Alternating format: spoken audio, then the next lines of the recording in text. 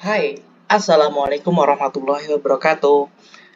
Halo guys, kali ini kita akan membahas di hipertensi.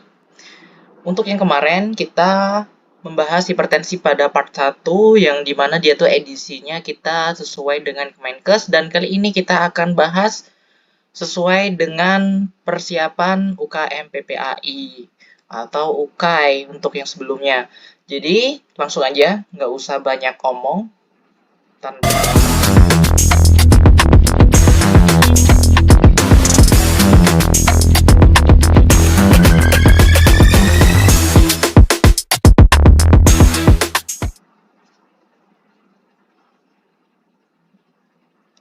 Baik, hipertensi menurut patofisiologinya ada dua, itu ada spesifik dan sekunder. Kalau hipertensi spesifik, dia penyebabnya tidak diketahui. Terus, jika dia hipertensi sekunder, kurang dari 10% kejadian disebabkan oleh penyakit lain, gangguan ginjal atau renal vascular syndrome, Cushing, gangguan aorta, hipertiroid, dan lain-lain. Terus, untuk faktor yang mempengaruhi apa aja sih? Di dalam ini materinya ada 5 faktor yang mempengaruhi. Yang pertama, abnormalitas dari sistem renin-angiotensin, aldosteron, insulin resisten, dan hiperinsulinemia. Terus yang poin kedua adalah gangguan sistem saraf pusat otonom adrenergic atau baroreseptor. Poin ketiga, gangguan pada ginjal atau jaringan yang mengatur ekskresi natrium, volume plasma, dan konstriksi arteri. Jelas kalau natrium dia bisa nyebabin si hipertensinya. Karena di natrium itu biasanya terdapat di garam ya. Natrium itu adalah ion yang besar dan juga dia akan menyerap air, mengikat air. Jadi kalau air itu terlalu banyak dalam tubuh, dia juga akan menyebabkan si peningkatan hipertensinya. Itu kenapa kebanyakan orang gemuk itu juga tekanan darahnya dia lebih tinggi daripada orang yang biasa ya. Tapi bukan berarti orang yang kurus dia nggak bisa terkena hipertensi, itu juga ada disebabkan oleh faktor lain. Lanjut ke poin 4 adalah kekurangan sintetis mediator vasodilatasi. Terus yang kelima, intake natrium yang tinggi dan kekurangan konsumsi kalsium. Benar, peningkatan natrium yang tinggi. Lanjut. Nah, di dalam DNC, hipertensi ini ada dua. Nah, untuk yang ini sering keluar di waktu ujian UKM PPAI, jadi kalian harus tahu, ini harus di luar kepala ya. Jadi untuk hipertensi, dia dilihat dari 18 tahunnya ya. Kalau si JNC dulu tuh nggak 18 tahun, tapi sekarang itu udah diturunkan lebih dari sama dengan 18 tahun ya. Jadi untuk yang non-diabetes, hipertensi, tanpa diabetes, untuk yang umur lebih dari sama dengan 60 tahun, kita untuk targetnya adalah kurang dari 150/90. Sedangkan kalau umurnya kurang dari 60 tahun, kita parameternya, goalnya itu adalah kurang dari 140/90. Jadi, perbedaan umur itu juga mempengaruhi, di mana umur yang lebih tua, lebih dari 60, maka goalnya juga lebih tinggi. Sedangkan kalau umurnya lebih kurang dari 60, maka goalnya juga lebih rendah. Lanjut, kalau diabetes dan hipertensi, maka kita menggunakan ini sama 140/90, 140/90. Sedangkan ini yang sering keluar ya, ini sering keluar banget gitu. Jadi di hipertensi itu ada juga dari golongan kulit hitam dan tidak hitam. Ini jarang keluar atau bahkan kayaknya belum pernah nemuin soal UKM PPAI yang muncul mengenai hipertensi kulit hitam, kulit putih, itu enggak. Dia cuma cukup sampai di ini. Berapa targetnya dengan usia segini, ada diabetes atau enggak, kalau enggak diabetes gimana targetnya gitu. Sedangkan untuk pemilihan obat yang pertama itu adalah kita menggunakan ACI. Itu ingat, first line-nya adalah ACI, golongan ACI. Yang kedua ada ARB, thiazid diuretik, sama CCB.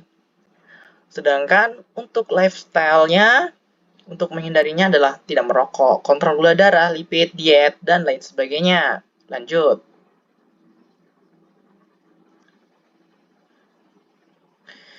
Jadi, stage hipertensi adalah di stage pre-hipertensi itu ada 120/80 sampai 139/89. Sedangkan untuk stage 2 itu 140/90 sampai 159/99. Stage 2-nya lebih dari 160 per lebih dari 100, stage 2-nya. Stage 3-nya lebih dari 180 per lebih dari 110. Sedangkan untuk target terapi dan pilihan terapi, ini ada beberapa hal yang ini juga sering muncul juga di waktu UKM PPAI. Jadi, untuk tanpa komplikasi, kita menggunakan perselainya tetap menggunakan ACI, ARB, CCB, thiazid diuretik. Ini digunakan salah satunya aja ya, ACI, ARB, CCB, thiazid diuretik. Jadi, obat ini adalah yang pertama tetap menggunakan ACI atau ARB, CCB, atau thiazid diuretik. Sedangkan untuk yang second line-nya, kita menggunakan ACI atau ARB. Ingat ACI atau ARB. Jadi ACI atau ARB ini tidak boleh dikombinasi ya, karena dia tuh tempat kerjanya, mekanisme kerjanya itu sama di angiotensin. Jadi dia tidak boleh dikombinasiin minumnya. Terus lanjut ke thiazid. Tambahkan dengan thiazid diuretik serta ACI atau ARB plus CCB. Ingat, ACI sama ARB tidak boleh dikombinasi. Untuk target tekanan darahnya, jika dia kurang dari 60 tahun adalah 140/90. Sama yang pakai JNC 8 tadi. Lebih dari sama dengan 60 tahun, berarti targetnya adalah kurang dari 150/90 mmHg. Diabetes mellitus, hipertensi dengan diabetes mellitus, kita menggunakan ACI, ARB, atau ARB. Second line-nya CCB, last line-nya kita menggunakan thiazid diuretik. Targetnya adalah 140/90 mmHg. Post-infarct myocard, itu menggunakan ACI atau beta ARB atau ARB plus beta blocker. Jadi, ini obat bisa digunain salah satu, bukan dua-duanya ya. Salah satu. Bisa ACI dikombinasi dengan BB atau ARB kombinasi dengan BB. Targetnya adalah kurang dari 140/90 mmHg. Pencegahan kekambuhan stroke. Itu ada, kita bisa menggunakan ACI atau diuretiknya. Terus kita targetnya adalah 130/139 mmHg. Untuk yang ke bawahnya itu 70/79 mmHg. Untuk penyakit ginjal arteri koroner, kita tetap aja first line-nya menggunakan ACI.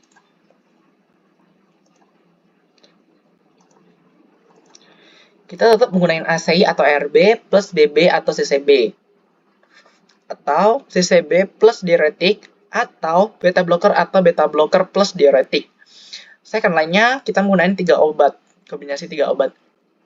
Untuk penyakit ginjal kronis, ini keluar pada tahun 2022 bulan Agustus. Kita first line-nya kita menggunakan tetap ACI atau ARB, CCB atau ACI atau ARB, diuretik atau loop diuretik. Untuk yang second line-nya kita menggunakan ACI atau ARB, CCB, diuretik atau loop diuretik. Targetnya adalah kurang dari 140/90 mmHg. Keluar tahun 2021 September. Masih di target terapi dan pilihan terapi. Untuk gangguan jantung dan fraksi ejeksi menurun, kita tetap menggunakan ACI. Terus arterial fibrasi kita tetap menggunakan ACI. Kehamilan, nah di kehamilan ini kita baru beda menggunakan bukan ACI, karena ACI itu dia kontraindikasi pada ibu hamil. Ingat, di buku-buku panduan itu biasanya cuman munculin labetalol, metildopa, nifedipin. Akan tetapi pada kenyataannya bahwa pada penggunaan obat-obat ini ada ada di waktu-waktu tertentu, jadi nggak sembarangan bisa gunain obat pada ibu hamil ya. Untuk labetalol itu adalah trimester 2 sampai 3, metildopa adalah trimester 1 sampai 2, nifedipin adalah trimester 2 sampai 3. Dengan target terapinya adalah 140 per 90 mmHg. Sedangkan untuk hipertensi emergensi keluar pada bulan Agustus tahun 2022 atau dengan diikuti cedera kerusakan organ. Kita menggunakan pertama adalah nitrosulfit. Nitrosulfit adalah vasodilator yang bekerja langsung menurunkan PVR, pulmonary vascular resistance. Terapi lain kita bisa menggunakan vasodilator lainnya. Kita bisa menggunakan hydralazine, nitroglycerin, CCB itu cardipin, beta blocker, esmolol, labetalol, dan metoprolol. Ini biasanya sering digunain pada pasien-pasien yang emergency karena dia tuh sesak, jadi kita dibutuhkan untuk vasodilator untuk pelebarannya. Lanjut ke hipersensitivitas urgensi. Antihipertensi oral kerja pendek seperti kapropil, klonidin, labetalol. Sedangkan untuk hipertensi portal, kita bisa menggunakan propanolol. Ini keluar pada September 2021. Ini juga sering keluar, jadi kalian harus pelajarin. Kebanyakan memang perselannya adalah ACI, yang beda itu kehamilan, hipertensi emergensi, urgensi, portal. Kalau urgensi dia tetap kapropil, terus portal itu menggunakan propanolol, hipertensi resisten, kita bisa menggunakan tekanan darah mencapai lebih dari 140 per 90 mmHg dan sudah menggunakan 3 obat hipertensi. Terapi diuretik, kita bisa menggunakan diuretiknya ya. Untuk tiazid, kita clortalidon, hidroklortiazid, idapamid, dapat digunakan terlebih dahulu. Dapat ditambahkan dengan golongan mineral corticoid antagonis reseptor seperti spironolactone. Jika ingin menggunakan loop diuretik, dapat menggunakan furosemid atau furosemid. Ini dia digunain adalah diuretik, tapi yang ini tuh jarang keluar ya. Kita lanjut ke lainnya, itu bisa menggunakan beta blocker selektif, beta 1, metoprolol, bisoprolol, dan lain-lainnya ya. Ini juga dilihat bagaimana sih keadaan pasiennya, jadi kita nggak harus sembarangan langsung ngasihnya metoprolol, bisoprolol, dan betaktolol. Ingat, di umumnya hipertensi itu keluarnya adalah dia kebanyakan dikasih obatnya adalah ACI. Ingat aja untuk yang perbedaannya aja langsung kita kehamilan. Kehamilan itu beda, hipertensi emergensi, terus yang portal. Jadi kalau yang lainnya kebanyakan adalah seperti penggunaan ACI, ARB, CCB, BB gitu. Yang sering muncul adalah kehamilan, juga sering muncul banget, bahkan setiap ujian tuh pasti muncul hipertensi kehamilan. Catatan sendiri bahwa untuk yang tanda bintang tadi perlu kalian ingat di mana ya tadi tanda bintangnya tadi.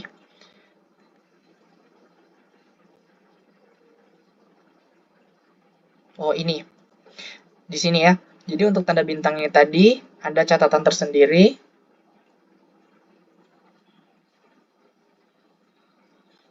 Nah, diberikan jika GFR kurang dari 30 ml per menit per 1,73 meter persegi.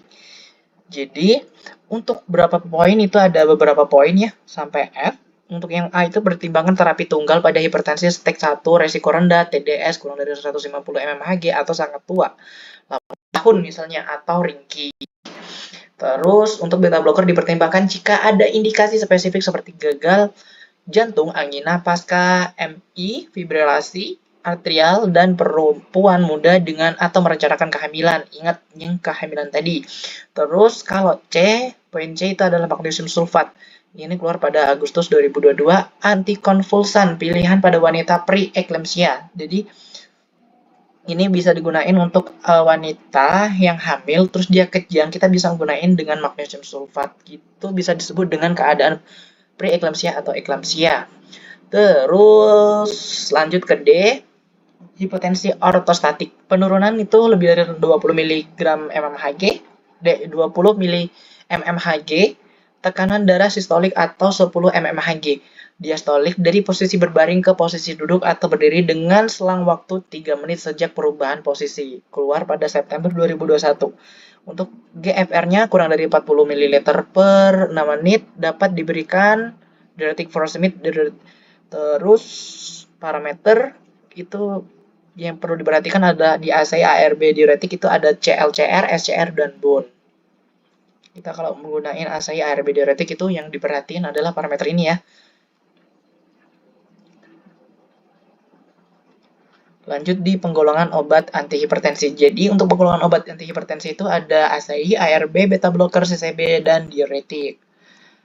Untuk ASI sendiri itu terdiri captopril sama lisinopril. Sebenarnya golongan dari ASI obatnya nggak cuma ini, akan tetapi yang sering keluar di ujian itu adalah dua obat ini ya. Jadi di ASI itu ada captopril, lisinopril, dia bekerjanya adalah menghambat pelepasan arteri dan vena dengan menghambat konversi angiotensin 1 menjadi angiotensin 2 dan menghambat metabolisme bradikinin. Ingat, dia bekerjanya di angiotensin 1 untuk mencegah menjadi angiotensin 2 dan meningkatkan dia bradikinin. Jadi bradikinin ini tadi jika dia meningkat maka akan menyebabkan batuk kering. Itulah efek samping dari ASI. Untuk kontraindikasi dia adalah penggunaan pada ibu hamil, tidak boleh digunain ASI karena dia teratogenik pada kategorinya D pada pasien dengan sejarah angioedema. Terus menyebabkan hipotensi dan kenaikan kreatinin pada pasien gagal jantung untuk penggunaan lisinopril. Efek sampingnya untuk cara penggunaannya itu 25 mg 2 atau 3 kali sehari 1 jam sebelum makan. Untuk efek sampingnya adalah hiperkalemia, kadar kalium dalam darah tinggi. Terus efek sampingnya adalah batuk kering. Bener, batuk kering tadi karena dia meningkatin bradikinin dari mekanisme kerjanya yang dia tuh menghambat angiotensin 1 untuk menghambat konversi angiotensin 1 untuk jadi 2 itu dihambat, terus dia bisa meningkatin enzim si bradikininnya tadi. Untuk lisinopril cara penggunaannya itu 5-10 hari per hari, 10 mg per hari, kontraindikasi pada ibu hamil, efek sampingnya hiperkalemia. Lanjut di angiotensin reseptor blocker atau ARB. Jadi di ARB itu juga ada kandesartan, valsartan. Cara kerjanya adalah menghambat angiotensin 2 berikatan dengan reseptornya. Ingat, kalau ASI tadi dia bekerja di angiotensin 1, kalau ARB dia bekerja ke angiotensin 2. Itulah kenapa dia nggak boleh dikombinasiin, karena tempat kerjanya sama-sama. Secara langsung menyebabkan vasodilatasi, penurunan produksi vasopresin, dan mengurangi sekresi aldosteron. Untuk interaksi obat dari kandesartan itu aliskiren, hipovolemia, hipotensi. Cara penggunaannya untuk yang hipertensi adalah 16 mg per hari, untuk yang gagal ginjal itu 4 mg per hari. Kontraindikasi pada ibu hamil, efek samping adalah hiperkalemia. Untuk valsartan itu sesuai dosis secara berkala, terutama pada pasien dengan penyakit penyerta. Efek sampingnya adalah edema perifer, hipertrigliserida, hiperkalemia. Kontraindikasi pada ibu hamil, hipertensi. Untuk penyakit hipertensi adalah 80-160 mg per hari. Gagal jantung adalah 40 mg per hari. Sebagai catatan bahwa ARB memiliki aktivitas nefroprotektif melalui penghambatan aktivitas angiotensin yang menyebabkan penurunan tekanan intraglomerular atau memperlambat penurunan fungsi ginjal. Lanjut di beta blocker. Nah, di beta blocker sendiri ini terbagi menjadi beberapa. Itu ada non-selektif, kardioselektif, intrinsic, simpatomimetik, sama alpha blocker. Perlu diketahui pada beta blocker yang non-selektif itu ada propanolol sama timolol. Sebenarnya banyak, tapi yang sering keluar adalah dua obat ini. Jadi untuk propanolol itu mekanisme kerjanya adalah mempengaruhi penyerapan vitamin A, D, K. Terus dia kontraindikasi pada pasien asma. Ingat, ini sering keluar setiap ujian pasti keluar. Kayak seperti dikasih contoh soal pasien hipertensi dan mempunyai penyakit asma. Obat apa yang dikontraindikasikan? Langsung aja ke propanolol karena propanolol itu kontraindikasi pada pasien asma. Terus untuk yang timolol dia mekanisme kerjanya adalah menghambat respons stimulasi beta adrenergic ke beta 1 dan beta 2 reseptor dapat menurunkan tekanan darah dengan meningkatkan outflow simpatetik. Dia bisa menyebabkan aritmia, sinkop, dan brakikardi. Pemberian tiba-tiba dapat menyebabkan rebound hipertensi. Ingat, ini juga sering keluar rebound hipertensi. Terus menghambat beta adrenergic ke beta 1 dan beta 2 pada semua dosis. Dapat memperparah asma, tentu dari yang propranolol, dari non selektifnya. Memperparah asma dan keuntungan tambahan pada pasien dengan essential tremor, migrain, dan tiroktopsikosis. Lanjut ke kardioselektif. Jadi di kardioselektif itu ada metoprolol dan bisoprolol. Nah, untuk yang kardioselektif ini bisa digunakan pada pasien asma. Itu aman untuk pasien asma. Untuk mekanisme kerjanya dari metoprolol dan bisoprolol itu adalah memblok reseptor stimulasi beta adrenergic dosis rendah sampai dengan sedang, menghambat reseptor beta 1 pada dosis tinggi, menstimulasi reseptor beta 2. Ini yang perlu diperhatikan adalah jangan menghentikan pengobatan tanpa petunjuk dokter. Kontraindikasi pada pasien bradiaritmia dan hipotensi. Penggunaannya untuk metoprolol adalah 100 mg sehari pada single dose atau dosis terbagi. Sedangkan untuk bisoprolol kita gunain adalah 5 mg per hari, dosis disesuaikan dengan keadaan masing-masing individu. Lanjut ke intrinsic symptomatic. Itu ada acebutolol. Mekanisme kerjanya adalah menghentikan aktivitas reseptor pembuluh darah sehingga jantung tetap rileks. Ingat, jantung tetap rileks. Jadi dia memompanya nggak kayak buru-buru. Jadi kalau buru-buru tentu darah tuh juga mengalirnya cepet kan. Jadi kita gunain obat ini untuk merilekkan jantung. Nah, proses ini membantu turunnya tekanan darah dan detak jantung. Kontraindikasi pada pasien pasca infark miokard efek samping obat dan efek metabolik lebih sedikit, tetapi tidak kardioaktif seperti penyakit beta yang lain. Cara penggunaannya adalah 400 mg per hari, single dose atau 2 dosis terbagi. Lanjut ke alpha blocker. Beta blocker, alpha blocker itu adalah betalol. Nah, di labetalol itu dia mekanisme kerjanya adalah menghambat reseptor alfa. Karena dia namanya alpha blocker, jadi dia menghambat alpha blocker. Menghambat alfa. Kontraindikasi pada pasien asma. Ingat, jadi ada beberapa ya obat golongan yang dia kontraindikasi pada pasien asma. Jadi kalian harus hati-hati dalam pemilihan obatnya. Untuk penggunaannya adalah 100 mg 2 kali sehari tunggal atau kombinasi dengan diuretik. Penambahan penyekat alfa mengakibatkan hipotensi ortostatik. Ingat, penambahan penyekat alfa mengakibatkan hipertensi ortostatik. Ini juga pernah keluar walaupun nggak sering. Sebagai catatan bahwa obat antihipertensi semua golongan beta blocker memiliki efek samping disfungsi ereksi dan juga dapat meningkatkan trigliserida karena obat beta blocker bekerja di jantung. Jadi parameter yang dipantau adalah EKG. Yang beta blocker yang dipantau jantung, jadi pemantauannya adalah EKG. Lanjut. Nah, ke CCB. Calcium channel blocker. Jadi di CCB itu ada dua juga, ada dihidropyridin dan non-dihidropyridin. Yang dihidropyridin itu ada amlodipin sama nifedipin. Mekanisme kerjanya adalah menghambat infus kalsium sepanjang membran sel. Efek samping yang ditimbulkan itu ada edema, sakit kepala, kontraindikasi dengan simvastatin bisa menyebabkan rhabdomyolysis. Ini biasanya sering pasien udah dikasih pasien hipertensi, diberikan amlodipin. Nah, tiba-tiba pasien mengalami kakinya bengkak. Itu adalah efek samping dari penggunaan amlodipin.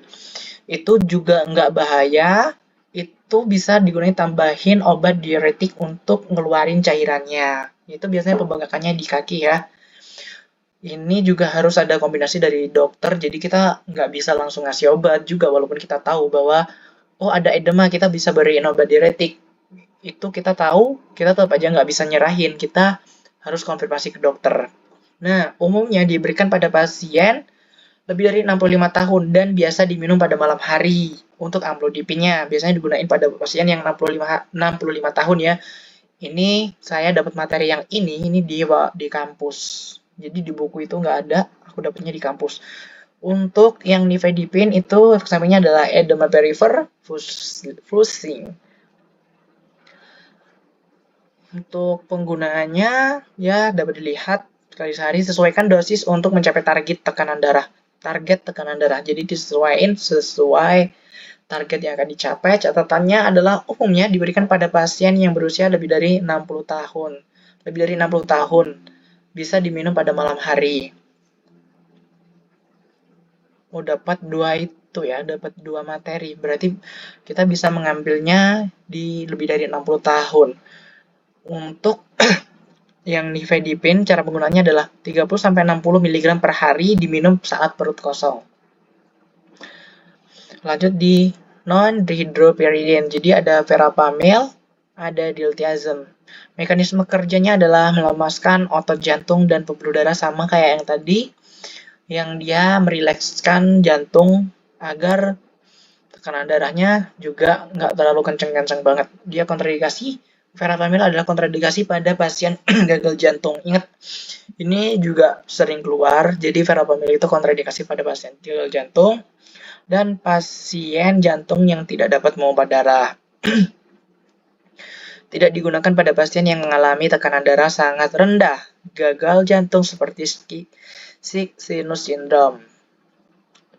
Ini tidak digunakan pada pasien yang mengalami tekanan darah sangat rendah. Ini juga sebagai perhatian bahwa diltiazem itu dia tidak digunakan pada pasien yang sangat rendah tekanan darahnya.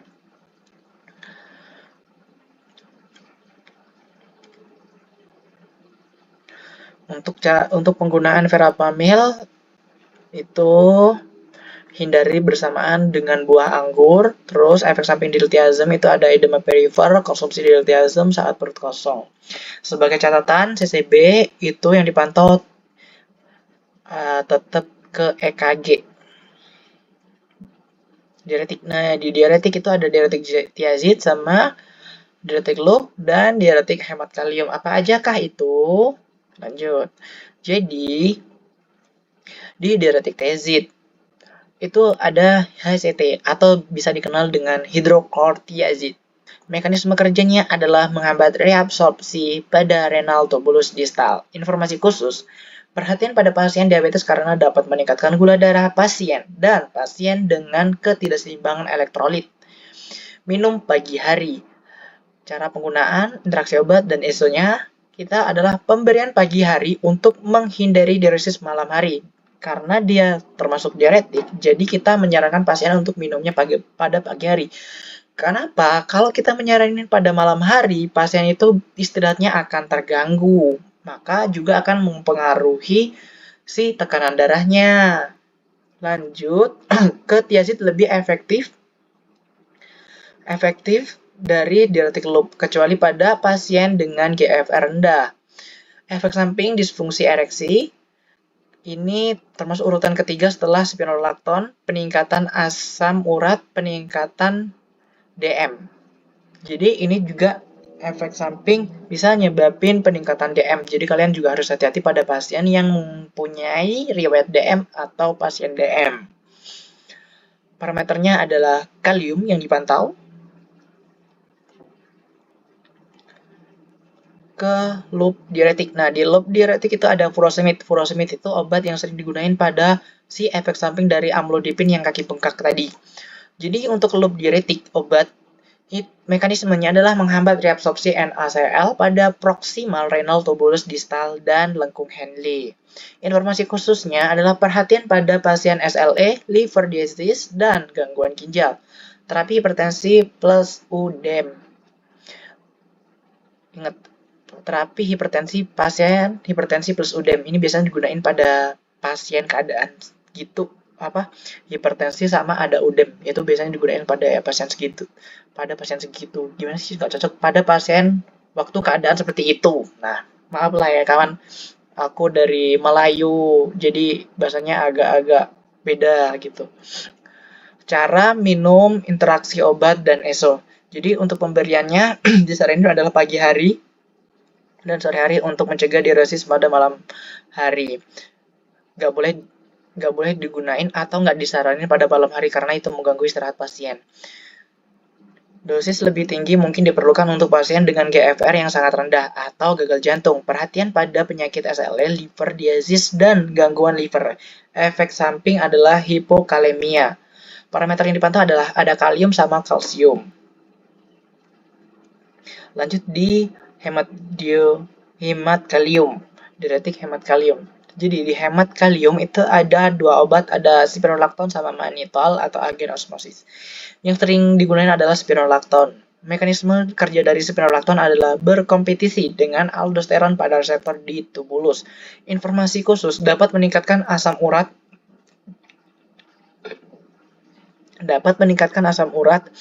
itu keluar pada September 2021, pengganti furosemid jika terjadi hipokalemia.